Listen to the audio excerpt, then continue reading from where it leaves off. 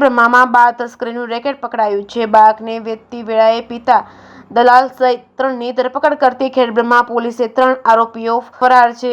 ખેડબ્રહ્મામાં બાળ તસ્કરીનું રેકેટ પકડાયું છે. બાળકને વેચતી વેળાએ પિતા દલાલ સહિત 3ની ધરપકડ કરતી ખેડબ્રહ્મા પોલીસ 3 આરોપીઓ ફરાર છે. 11 મહિનાના બાળકને વેચવા માટે 1.5 લાખમાં સોદો કર્યો હોવાનું તપાસમાં બહાર આવ્યું છે. ખેડબ્રહ્મા તાલુકા અને રાજસ્થાનના શખ્સો સહિત 6 સામે ફરિયાદ નોંધાઈ છે. રાજસ્થાનના દલાલ મારફતે સિદ્ધપુરના ચાટાવાડા ગામના શખ્સને બાળક વેચી દીધું હતું. મળતી માહિતી મુજબ ખેડબ્રહ્માના શામનગર 4 રસ્તા ઉપર સ્થાનિક પોલીસ અને બાળ તસ્કરીનું રેકેટ ઝડપાયું હતું. ₹1.5 લાખના 11 મહિનાના બાળકના સિદ્ધપુરના ઈસમને દલાલના માધ્યમથી વેચવાની પેરવી હતી અને તે સમયે પોલીસે 3 ઈસમોની અટકાયત કરી લોકઅપમાં ધકેલી દીધા છે. બાળક તસ્કરીમાં સ્થાનિક ઈસમો ઉપરાંત રાજસ્થાનના ઈસમોની સંડોવણી બહાર આવી છે, જેથી આંતરરાજ્ય બાળ તસ્કરીનું રેકેટ ચાલતું હોવાની આશંકા વ્યક્ત થઈ છે. ખેડબ્રહ્મા તાલુકાના ખેડવા ગામના કાશ્મીર બધા ગમાર તેના 11 મહિનાના બાળકને વેચવા માટે ₹1.5 લાખનો સોદો કર્યો હતો. જે અંતર્ગત તારીખ 26ના રોજ 11 મહિનાના સગીર પુત્રને લઈ તેનો પિતા ખેડબ્રહ્મા આવ્યો હતો અને